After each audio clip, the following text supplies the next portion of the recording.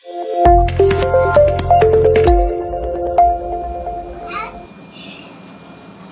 magandang umaga sa bawat isa. Good morning. Patuloy ang ating pag-aaral dito sa aklat ng Galacia. Sa aklat na sinasabi ko sa inyo na napakaganda, lalo't ibinibigay sa atin ng Panginoon ang katotohanan tungkol dito. At sa ngayon, tayo ay nasa ikawalong bahagi na ng ating pag-aaral o kaya ay ikawalong mensahe na. Sa nakaraan, para maikonekta natin dito sa ating pag-uusapan ngayon, ay nakita natin doon sa chapter 3, nahati ito sa dalawa at pareho lang ang tinatalakay siyempre ni Apostol Pablo, pero nagbabago lang dahil doon sa nais niyang ibahagi sa kanila. At sa ikalawang bahagi, sapagkat ngayon ay papasok na tayo sa chapter 4, ay nakita natin ang isang katotohanan na tila tinuturuan ni Apostol Pablo ng tamang doktrina ang mga mananampalataya sa aklat ng Galacia. Bagamat yun ay parang paulit-ulit, diyan ay makikita natin na napakahalaga ng pundasyon ng mga Kristiyano. At kapag ka nawala yung pundasyon, nasira yung pundasyon na katulad ng sinasabi at tinatalakay ni Pablo rito, wala ng kabuluhan ang lahat. Malala ko yung sabi na aklat ng Awit, Kabanata 11, tignan po ninyo kung makita ninyo sa inyong mga Biblia, Psalm chapter 11, verse 3, ganito ang sabi. When the foundations are being destroyed, what can the righteous do? Hindi ko alam kung ano ang konteksto nito, pero ito ay totoo sa lahat ng bagay. Kapag ka nagtayo ka ng bahay, mahalaga ang pundasyon. Kapag ka nagtayo ka ng establishmento, mahalaga ang pundasyon. Ganon din naman sa pananampalataya. At ang pundasyon ng ating pananampalataya ay hindi maaaring masira. At sa totoong pundasyon, maalala nyo yung sinabi ng Biblia na si Jesus ang panulukang bato, that means He is the foundation of our faith. At kapag ka naaalis ito kay Kristo at napupunta sa maaaring katulad ng nangyayari sa mga taga-Galacia, ay wala na. Nasisira na yung pundasyon na yon at nanganganib na ito. Yan ang gustong-gusto ng diablo na gawin. Doon sa mga basic ay pihitin niya ito, sirain niya ito. Nang sa gayon, anuman ang itatayo mo dyan ay wala ng kabuluhan. Nababanggit din ito sa aklat ng Korinto na dapat ang pagtatayo ng gusali pagkatapos ng tamang pundasyon ay tama pa rin yung iyong mga hakbang na gagawin. Yan ang Kristyanismo. Nagpapakita ito na hindi ka basta-basta gumawa ng pamamaraan mo. At ang problema nga ay gusto ng tao yung madali, gusto ng tao yung tanggap ng tao, gusto ng tao na mga tagapagturo na ito ay kaaya-aya sa sanlibutan. At alam naman natin na natitempt ang marami na gayahin ang sanlibutan sa pamamaraan nito dahil yon ay nagkakaroon sila ng halimbawa malaking kongregasyon at ganoon din naman siyempre ng malaking pakinabang at karangalan. Yan ang danger niyan. Lahat ng yan ay inaalis ng New Covenant at hindi natin makikita sa Panginoong Hesukristo ang paghahangad ng mga ganito maging sa mga apostol.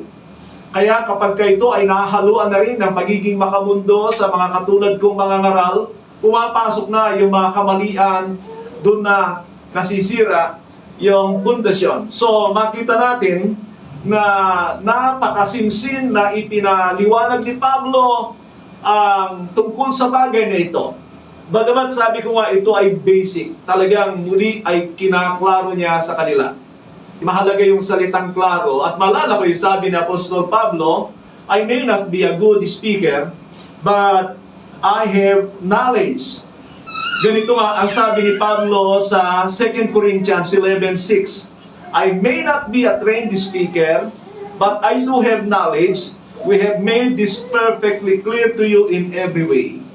Maraming Kristiyano ay hindi mahalaga sa kanila ang katotohanan, ang Bible-based messages.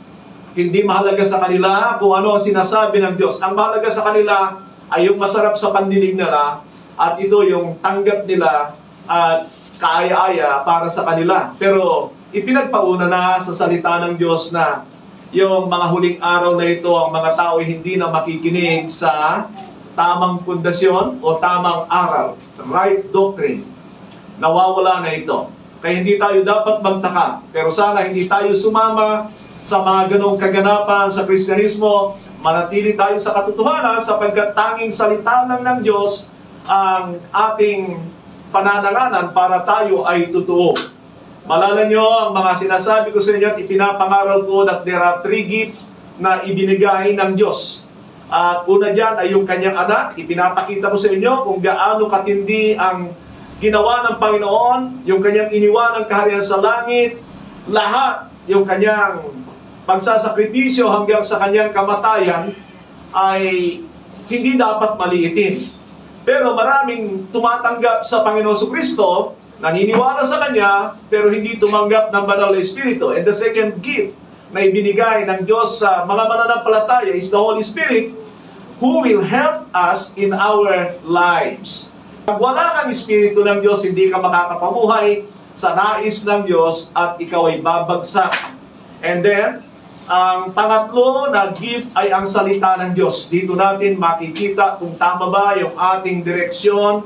Ito'y napakahalaga sapagkat ang dami ay nagsasalita rin ng galing sa Biblia.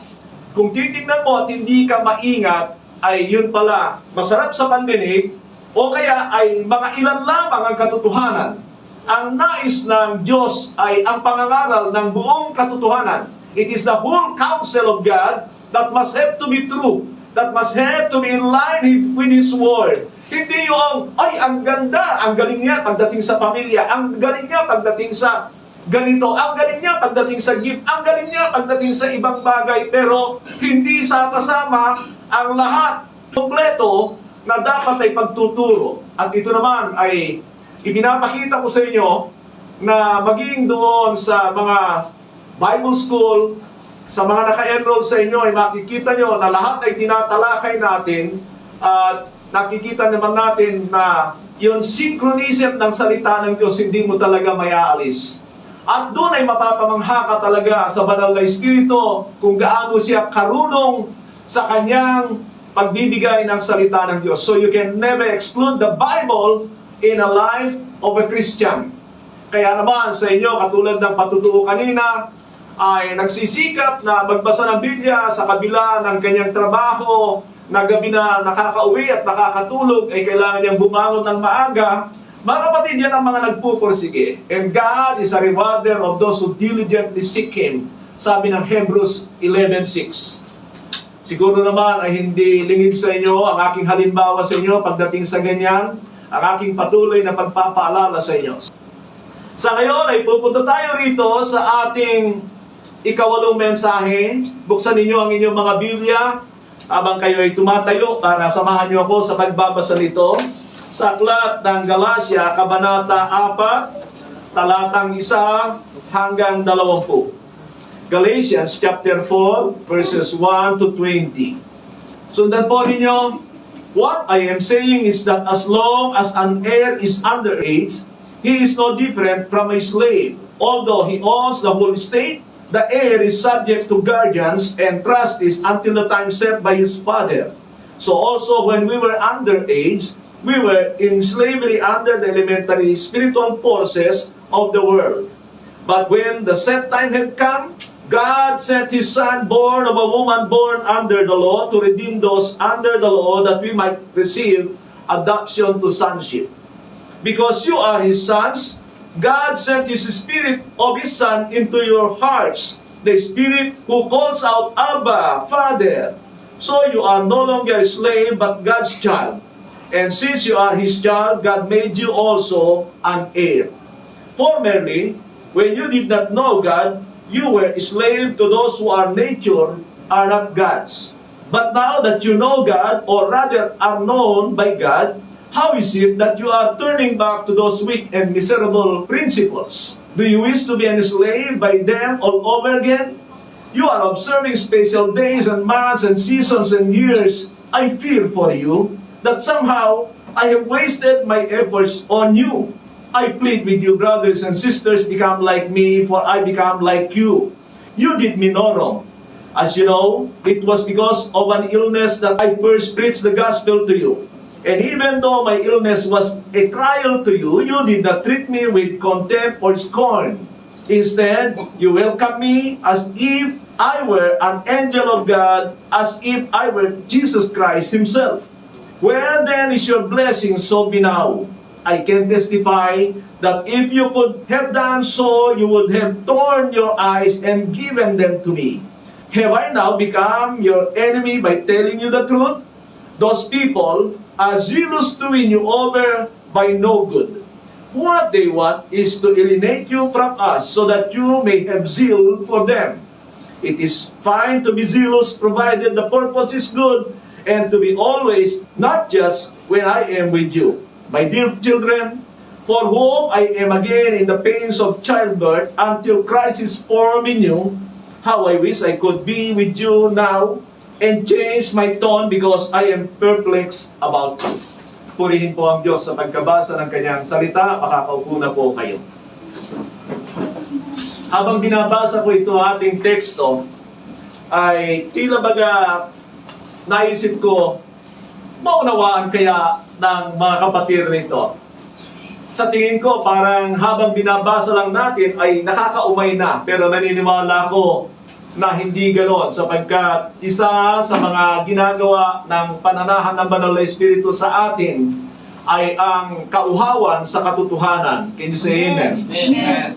So, yan ang isang bagay na hindi ko pinag-aalala. Pag ito binasa mo marahil sa ibang church, mga kapatid, mahirap man ikumpara, pero ito ang katotohanan nangyayari sa ating kapanahunan, na kapag ka ganito kahaba ang teksto mo, pagkatapos ang pinag-usapan ay parang doktrina, hindi na talaga magugustuhan ng mga tao.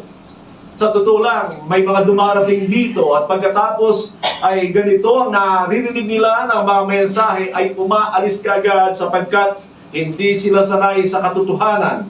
Gusto nila yung mga bagay na gusto nilang mapakinggan, hindi yung nais ng Diyos. At yan ang halaga ng talagang ang tao ay naborn again at nagtaglay ng Espiritu ng Diyos.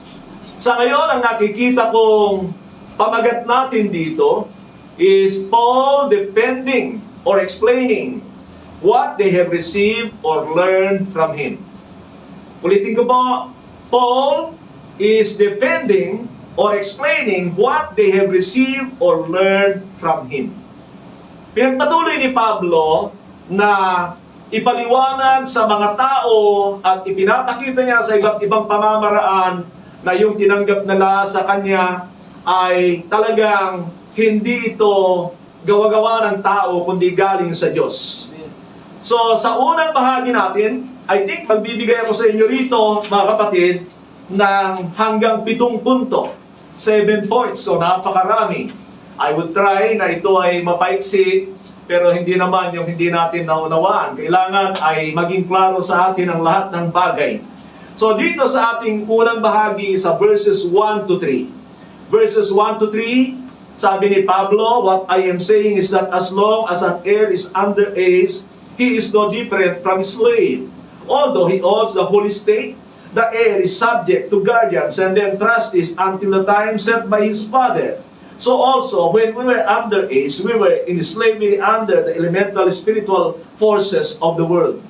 Mga kapatid, sino sa inyo ang gustong magmana ng kaharian ng Diyos? Amen. Gusto natin yon, pero makikita nyo na ang pinag-uusapan dito ay tungkol nga sa mamanahin. Alam nyo, lahat ng mga Kristiyano gusto nilang magmana. And there is a verse in Romans 8:17 na kung gusto mo magmana ng mamanahin ni Kristo sapagkat kasama tayong tagapagmana niya, ay dapat ay kasama tayo sa kanyang paghihirap. And how many Christians would admit the fact na pagka ikaw ay hindi nagsakripisyo sa pananampalataya, ay baka hindi ka magmana?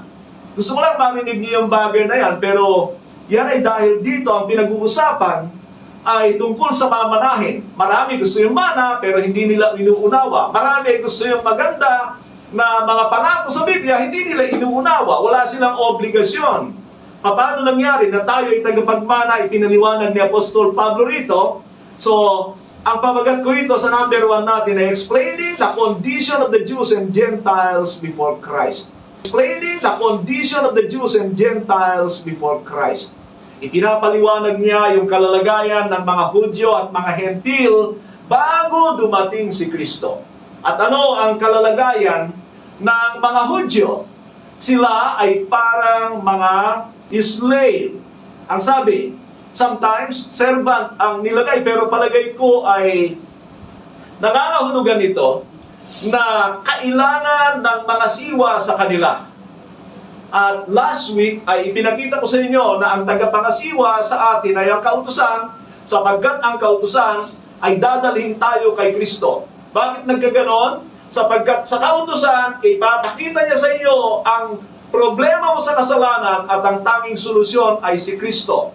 That is how the law is our guardian to Christ. Amen.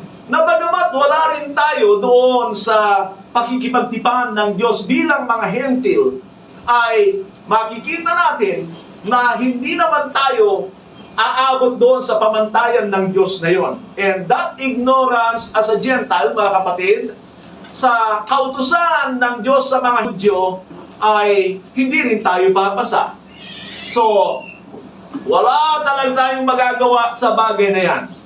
Siyempre, kung titignan mo yung mga baby, hindi naman nila kayang unawain yung mga bagay na yan, hindi nila kayang tanggapin. O kaya, sabihin ko na, mga kapatid, there are two kings in the Old Testament na bata na tatag na hari. They were placed in a throne like Asa and Josiah. Kung hindi ako nagkakamali, si Asa ay 7 taong gulang nung siya ay kailangang maupo sa trono at si Josiah ay 8 years old at kailangan nila ng tagapangasiwa sa kanila, guardian sa kanila, trustees, hanggang sa sila ay nasa tamang edad. Yan ang ipinapakita sa atin dito. So, nang dumating si Kristo, doon tayo nagkaroon ng kalayaan din naman. Kaya sabi ni Pablo sa verse 3, so also when we were underage, we were in slavery under the elemental spiritual forces of the world. Mga kapatid, ang mga Israelita ay naalipin ng kautusan. Hindi nila kaya. At yun ay magdadala sa kanila ng sumpa. Tayo naman, mga Hentil, ay yung sinasabi ni Pablo sa Ephesians chapter 2. Ito yung ating talikala, ito yung ating bagay na umaalipin sa atin. Kailangan nating maunawaan ang katotohanan ito. So, gagamitin ko ito sa inyo sapagkat tayo ay mga Hentil. Sa Ephesians 2, 1-3. Ephesians 2, 1-3. As for you, you were dead in your transgressions and sins. Ito yung kalalagayan ng mga Hentil bago dumating si Kristo sa kanila. Mga patay sila dahil sa kanilang mga kasalanan at pagsuway. Amen. Amen. Tingnan nyo nga, kung may zombie pa sa inyong paligid, ibig sabihin, hindi pa talaga makikita si Kristo sa kanya, patay yan sa harapan ng Diyos. Now, verse 2, in which you used to live when you followed the ways of this world. Sabi natin, follow the ways of this world. Follow the ways of this world. Naku, kahit yan lang mga kapatid, palagay ko kahit 2 oras ko ipangako sa inyo yung tungkol sa pananagumpay sa sanlibutan. Alam niyo, napakahalaga niyan. Pero sabihin ko na lang sa inyo, sinabi ng 1 John 5:4 na ano? Na tayong mga Kristiyano ay napagtagumpayan na natin ang sanlibutan dahil tayo yung mga anak na ng Diyos. We have overcome the world, meaning hindi na tayo makasanlibutan. Diyan pa lang ay sabi ko nga, huling-huli na talaga kung ikaw talaga ay pinananahanan ni Kristo. And maaaring nasa development ka at kung hindi mo pa narinig ito ay talagang alipin ka ng sanlibutan ito, makasanlibutan ka, anong ginagawa ng mga tao sa mundo ito, yun ka rin. At pagkatapos ay aasa ka siyempre na tagapagmana pero hindi pwede. Now, ipinapakita ko sa inyo kung ano ang kalalagayan natin dito bilang mga Hentil. Kahit wala tayo sa ilalim ng kautusan, tayo naman ay alipin ng mga kaisipan ng sanlibutan ito, pamamaraan ng sanlibutan ito, and we follow the ways of this world and the ruler of the kingdom of the air, that is Satan, The Spirit who is now at work in those who are disobedient. Sabihin nga natin, disobedient. Disobedient. Kung ganon, mahalaga pala pang pagsunod, ano? Because it was talking about disobedient. Alam niyo, maraming Kristiyano ganito. Once na tinanggap mo si Kristo, ikaw ay ligtas na at ligtas ka na. O, kung yan ay hindi na nag-aaral sa mga batas ni Kristo dahil iisipin niya, ligtas na nga siya, sino ang kumokontrol sa kanya? Nasaan siya na impluensya? Nasa impluensya siya ng takbo ng sanlibutan, kontrolado siya ni Satanas. Ngayon sasabihin mo, dahil tinanggap niya si Jesus, ay magmamana siya ng buhay na walang hanggan? Yan ang mga kalukuhan ng relihiyon. And so, parang dyan, inaalis na nila si Kristo. Parang sinipa na nila, nilalayo na nila si Kristo sa kanila at gusto na nila yung mamanahin. That is the way of the world. And so, yan ang sinasabi ni Pablo rito sa kanila. Sabi niya sa verse 3, all of us will live among them at one time, gratifying the cravings of our sinful nature and following its desires and thoughts. Like the rest, we were by nature objects of wrath. Pag ginagawa mo yung kagustuhan ng iyong laman, ng iyong kaisipan, ay punong-puno ng pagkamakasanlibutan, sabi niya rito, ikaw ay nakatakda sa puot ng Diyos. Ano man ang sabihin mo, mga kapatid, ito ay paalala sa mga hentil. Paalala sa mga Kristiyano. Siyempre, maging sa mga Hudyo. Napakasimple ng bagay na ito na kailangan ay matanggap natin. Hindi ganoon ang pagiging Kristiyano. Iba yung mga naunang Kristiyano sapagkat talagang sila ay binababaan ng banal na Espiritu and they have the power to become obedient to the law of Christ. I'm talking about the law of Christ. I'm not talking about the law of Moses. Malaki ang kaibahan yan. Agad tayo pumunta sa punto number 2. Point number 2 natin sa verses 4 and 5. Clarifying God's provision for redemption. Again, clarifying God's provision for redemption. Anong sinasabi niya? Kinaklaro ni Pablo yung pamamaraan para tayo ay matubos.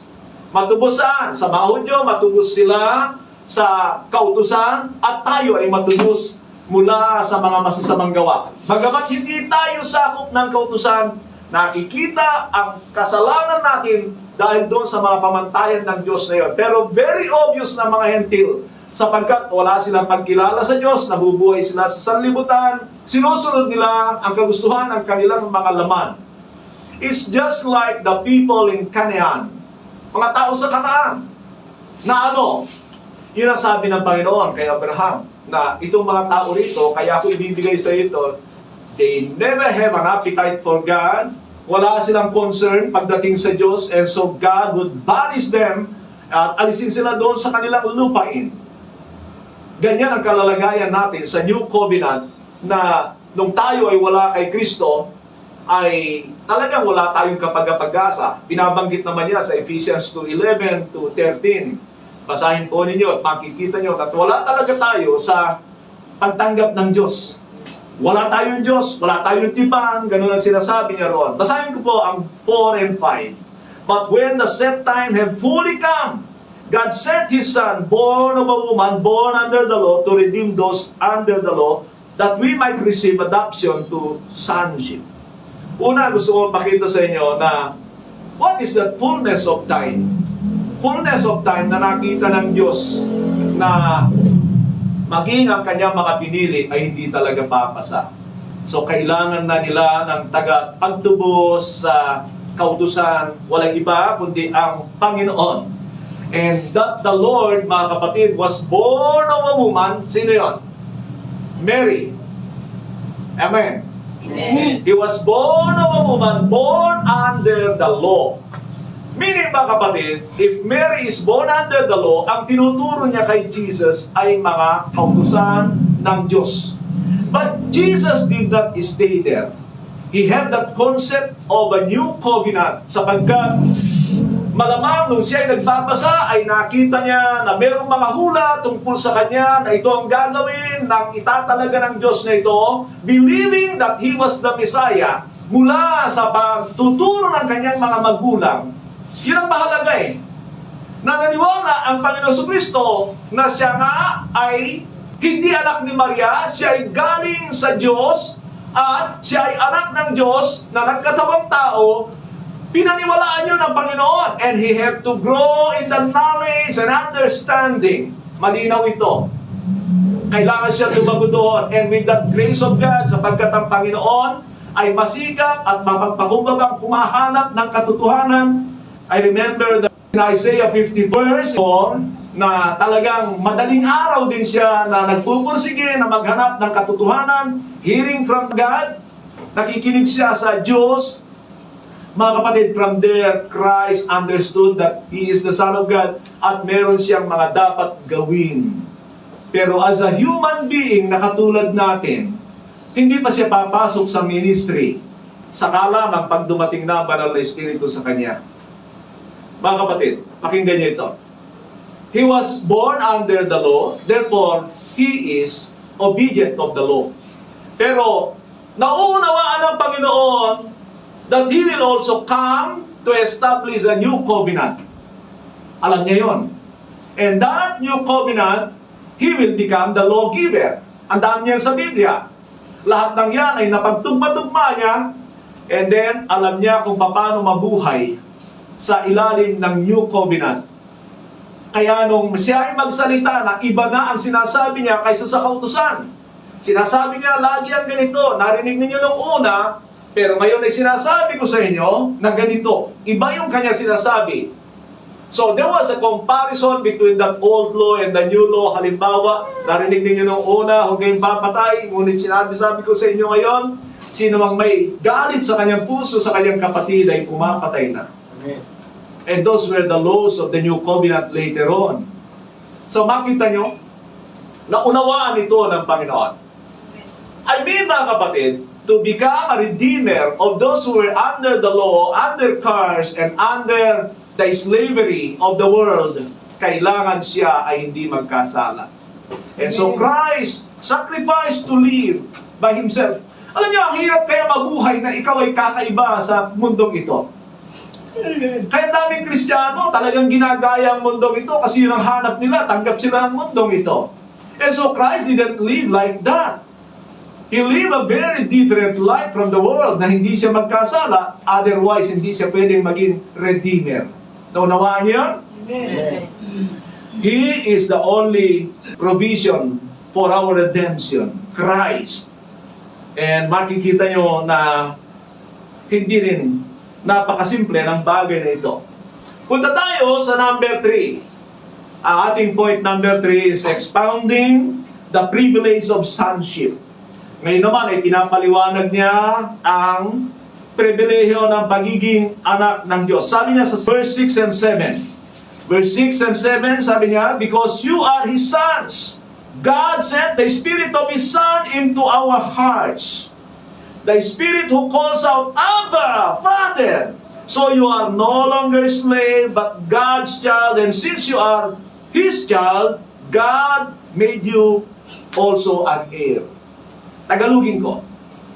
At dahil kayo mga anak ng Diyos, ipinadala ng Diyos ang kanyang Espiritu o Espiritu ng kanyang anak sa ating mga puso. The Spirit who calls out, Abba, Father. So you are no longer slave, but God's child, and since you are His child, God made you an heir. Hindi ko na tinagalog. Pero nakita niyo mga kapatid na una, mahalaga yung na-born again ka ay born of the Spirit. Amen kayo. Amen.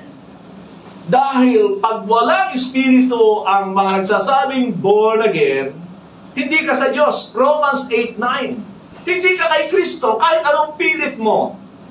At yan nga ang isang kalalagayan ng ating panahon, very embarrassing na sasabihin ng mga nagpupunta sa church ngayon na wala silang Espiritu ng Diyos. Ipaglalaban nila yan, pagpapatayan nila, pipilitin nila, gagawa sila ng paraan, kung ano-anong mga pamamaraan para palabasin na taglay nila ang Espiritu ng Diyos. Mga kapatid, hindi mo pwedeng gaya-gayahin yan. Yan ang isang bagay tungkol sa banal na Espiritu. Hindi kayang gayahin ng tao. You can counterfeit, pero may twist. Halimbawa, sa ating panahon, Para patibayin na meron silang Espiritu ng Diyos, nagtutumba-tumbahan. Saan yan sa Biblia? Meron yan. Natumba si Ananias sa si Sapphira, pero pinatay pala sila ng banal na Espiritu. Karamihan sa mga nagtataglay ng Espiritu ng Diyos, umaangat. Hindi mo magagaya yan. Ginagaya yan ni Satanas sa pamamagitan ng exorcism. Alam ba ninyo na may mga umaangat din? Totoo yun. Exorcism yan, pero iba yung gawa ng banal na Espiritu, hindi kanya pagkukumbulsyonin para lamang patibayin. Minsan, katulad ni Ezekiel, aangat yan, pupunta sa isang lugar. O kaya, si Philip, na nung mabautismuhan niya, yung eunuko biglang nawala, nagpunta sa Azotus. That is the work of the Holy Spirit. Eh ngayon, para patibayin ng marami na nagtataglay sila ng Espiritu ng Diyos, bang! Bang! Ito naman yung mga anointed. Anong anointed yan? Ha? Baka anointed. Naamoy yung singaw ng kilikili, kaya nagtutumbahan. This is the danger of our times. Kaya kung hindi ka talaga sanay sa Biblia, dadayain ka ng kaaway. So, God sent His Spirit in our hearts. Gusto ko lang sabihin sa inyo ito. Bakit sa puso? Because the heart portrays a throne. Na noon na nung tayo ay wala pa kay Kristo, tayo yung masusunod sa ating sarili. We are on the throne of our hearts. Yung illustration, narinig natin yan. Tayo yung nasusunod. But when the time came that Christ came into our hearts, ay para siya yung masunod sana. Amen kayo? Amen. Siya yung maghari sa buhay natin. Amen. And then, tayo naman, we calls out, Abba, Father. Bakit gano'n? Ano ibig sabihin nun? Abba, Father. And that means we are crying out to Him. We cry out to Him, Abba, Father. That means dependence. Nakadepende tayo sa Diyos. At paulit-ulit din na sinasabi ng Biblia, we groan longing to be clothed with our heavenly dwellings. While we are in this body, we groan to the Father. Hindi tayo nag-groan dahil sa hirap. We groan to the Father to help us, para iligtas tayo. And that is the Spirit of God. Alam niyo, dito sa mundong ito, hindi yan gusto ng mundo. Ang gusto ng mundo ito, pakita niya, energetic sila. Sino sa inyo nagsusumba? Hindi ako against sa sumba, pero tignan niyo yung sanlibutan, diyan yung makikita. Pag nagpatugtog ngayon, talagang mapapasayaw ka kaagad, kahit bagong gising ka. Because the world wants you to show energetic. At mga Kristiyano, pumunta kayo sa mga iba't ibang church. Talagang gusto na ipakita na sila yung buhay na buhay. Oh, hallelujah, brother. Hallelujah. Oh, hallelujah. Amen, amen. And then, ito naman yung mga MC nila na talagang gawing buhay na buhay. At pagkatapos, ayun na, nandun na sila sa That's Entertainment. Yun ang mundo. Ngayon mga kapatid, it doesn't mean naman na tayo pag nag-groan ay kailangan makita ng tao. No, the new covenant life is a secret life that deep inside us, there is a groaning. Tumatawag tayo sama dahil sa ating kalalagayan sa lamang ito. Basahin nyo ang Romans chapter 8 and then 2 Corinthians chapter 5. Mababasa nyo yung salitang groan. Groan unto God. You are like a person na sinabi ng Panginoon, blessed are the poor in spirit. Ano ginagawa ng poor in spirit? Kayo, pag walang bigas, walang pangbili ng ulam, ano gagawin nyo? Umiyak sa Panginoon. Humingi sa Panginoon. Yun ang ibig sabihin nun. You are poor, pero pagdating din naman sa poor in spirit, meaning, wala ka talagang may pagmamalaki, independent ka sa Diyos. Yun ang ibig sabihin ng bagay na ito. And He made us an heir, tagapagmana. Amen.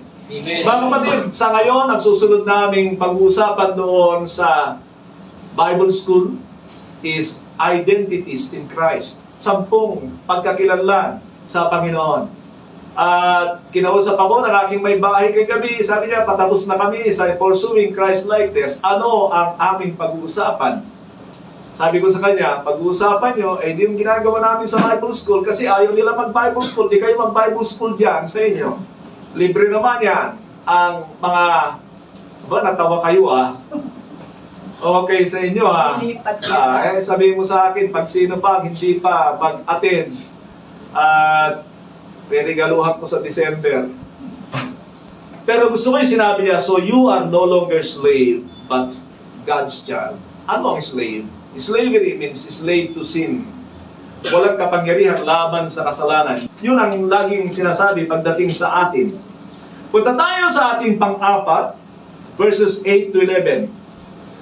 Sabi niya, formerly, when you did not know God, you were slave to those who by nature are not God's. But now that you know God, or are known by God, how is it that you are turning back to those weak and miserable forces or principles? Do you wish to be enslaved by them all over again? You are observing special days and months and seasons and years. I fear for you that somehow I have wasted my effort in you. Ang pamagat ko nito is warning of the danger of turning back to bondage. Sabihin nga natin, warning of the danger of turning back to bondage. Warning of the danger of turning back to bondage. Ano ibig sabihin nun? Number one, kailangan talaga na born again ka. And you experience that freedom in Christ, freedom in the Spirit. So sabi niya, formerly when you did not know God, you were slave to those who are by nature not God's. Alipin ka pa rin ba? Wala ka pa rin bang kapangyarihan laban sa mga kasalanan ito, laban sa mga pagsamba sa Diyos-Diyosan? I mean, mga kapatid, alam niyo yung idolatry, pag tinignan niyo yan sa Colossians 3, ay makikita niyo na yung mga, hindi yan yung mga rebulto, kundi yung mga kagustuhan ng laman, mga kasalanan na ginagawa, like envy, drunkenness, selfishness, self-centeredness, those were idolatry. Pagdating sa New Covenant, hindi yung mga idols. Doon, wala nang kabuluhan talaga yung mga yon. Sabi na aklat ng Isaiah 44. Sabi niya, but now that you are known by God, yun ang mahalaga. Meaning, when you know God, you grow in your spiritual life and you put them to practice. Sinasabuhay mo yan.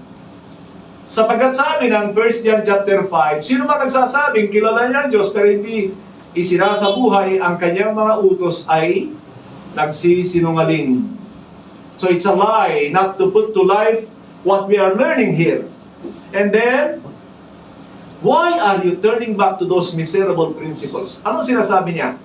Dahil ito, mga kapatid, para maunawaan nyo, they were deceived by the Judaizers.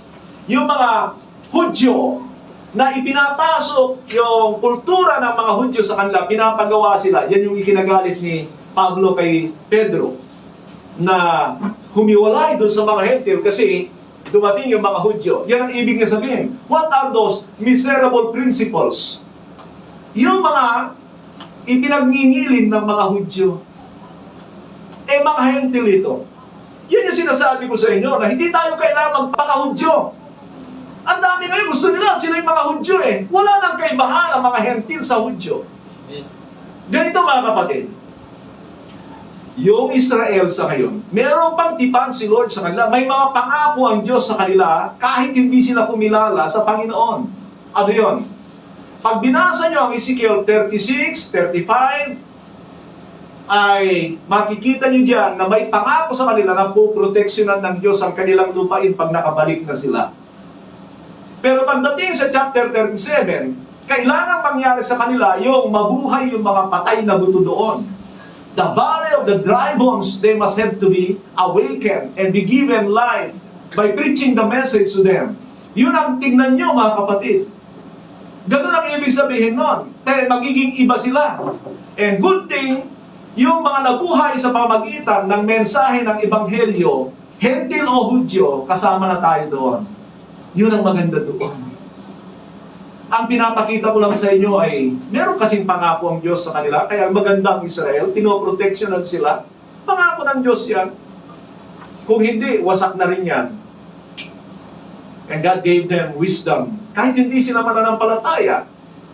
Meaning, it's a part of a promise, covenant to them. Pero mga kapatid, yan ay temporaryo. At ang pangako ng Panginoon sa mga tagasunod niya ay walang hanggan. Amen. Palakpakan po natin ang Diyos na lupang. Tingnan niyo, sabi ni Pablo, I fear for you that somehow I will have wasted my efforts on you. Tingnan niyo, nararamdaman niyo ba yung bigat kay Pablo? Na kapag ka ang isang Kristiyano hindi nabubuhay sa maayos, nakikitaan ni Pablo na iba pa rin ang kanyang pinagagawa. Bigat yan ng mga mangangaral. Burden yan. I fear for you. Minsan iniisip ko rin yan, oh my God, Panginoon, ano bang gagawin ko sa mga taong ito? Ano bang sasabihin ko sa kanila? Ano ba ituturo ko sa kanila? Si Pablo, ganoon. Mga kapatid, we do not need to go back to those observance of the law para tayo ay maligtas. Christ has given us freedom from those. Punta tayo rito sa verse 12 to 16. Verse 12 to 16, ang pamagat ko rito is appealing to their restoration. Panglima natin ito. Meron pa tayong dalawa. I plead with you, brothers and sisters, become like me, for I become like you. You did me no wrong. As you know, it was because of an illness that I first preached the gospel to you. And even though my illness was a trial to you, you did not treat me with contempt or scorn. Instead, you welcomed me as if I were an angel of God, as if I were Christ Jesus Himself. Where then is your blessings of me now? I can testify that if you could have done so, you would have torn out your eyes and given them to me. Have I now become your enemy by telling you the truth? Ano sinasabi ni Pablo rito? Tingnan niyo mga kapatid, maganda itong maunawaan niyo. Sabi niya, alam niyo ba, nung una akong nagpunta sa inyo, kung ano kayo na mga hentil, namuhay ako na katulad ninyo. Malala ko diyan yung sinabi niya rito sa mga taga-Korinto sa 1 Corinthians chapter 9. Bagamat ito'y sa mga taga-Korinto, naniniwala ako, ganito rin pinakitunguhan ni Pablo ang mga taga-Galacia. 9 verse 19. Though I am free and belong to no man, I make myself a slave to everyone to win as many as possible. Sa 20 sabi niya, to the Jews, I became like the Jews. To win the Jews. To those under the law, I became like one under the law, so as to win those under the law. Pag Hudyo ang kanyang kaharap, pwedeng maging Hudyo. Kultura nila. No problem. Pagdating sa mga hentil, ito naman ang sabi niya sa verse 21. To those not having the law, I became like one not having the law. Hindi nga naging pamantayan para pakitunguhan ang kautusan ang mga hentil. Nakuha niyo? Amen. Nabuhay siya na katulad ng mga hentil. He went to the Gentile, kung ano ihain sa kanya, kakainin niya. Kung ano ang mga ginagawa nila, pagka hindi pa nila kilala ang Panginoon, hindi na ito nire-review, he go with them. Yung mga kultura ng mga Hudyo, hindi niya ginamit sa kanila. Yan ang ibig niya sabihin dito, at yan ang sinasabi niya rin sa mga taga-Galacia, that he didn't came as one, as a Jew to them. Makinig kayo rito. At nung dumating si Pablo doon, meron siya problema. Ang problema niya sa mga taga-Korinto, he have a thorn in the flesh. Meron siyang karamdaman, marahil ay dala ng pagbato sa kanya ng mga Hudyo hanggang sa akala nila ay namatay na. And that became thorn of the flesh. Placidly, mga kapatid. Dito naman, sa mga taga-Galacia, si Pablo ay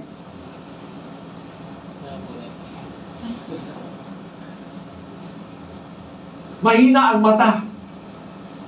Pero hindi niya sinabing, okay, sino bang mga hindi makakita, walang salamin, may problema sa kalusugan, ay may problema kayo sa Diyos.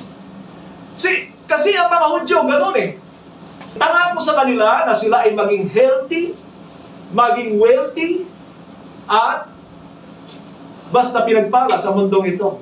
Pero si Pablo, nung pumunta doon sa mga hentil, hindi siya nagturo ng ibanghelyo na prosperity. Na walang sakit, walang karamdaman. Sino rito gustong gumaling? Hallelujah! Ari kayo rito, mga kapatid. Paul didn't do that. May mga instances na nagtayo si Pablo ng iglesia, may mga pinapagaling ang Diyos. At the end of his time doon sa pagpunta niya sa Rome, meron doong may sakit sa tiyan, dysenteria. Ginawa ng Panginoon ang himala kasi may kailangan ng Diyos sa kanya. Si Publius, kung hindi ako nagkakamali, siya yung nagpabaon sa mga tao na nasadsad doon sa Creta. Ang dami.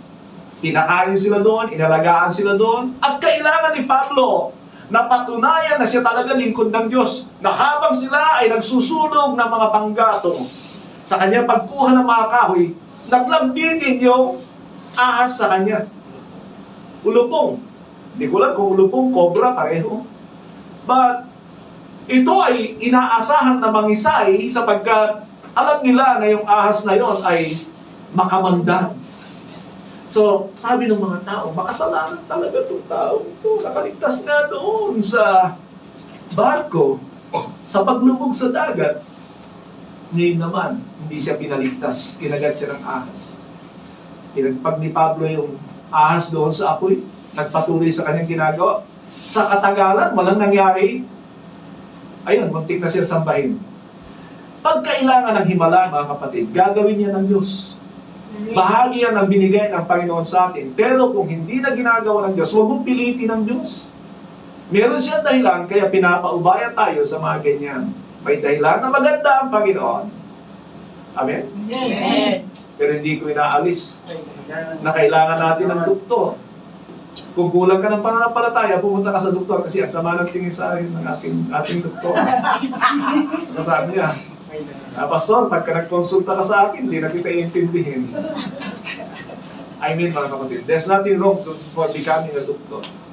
Kailangan niya ng mga kulang sa pananampalataya. Pero, ang pinapakita ko sa inyo rito, yung hindi na kaya ng tao, kaya ng Diyos. And kung hindi na gagawin ng Diyos, may dahilan ng Diyos.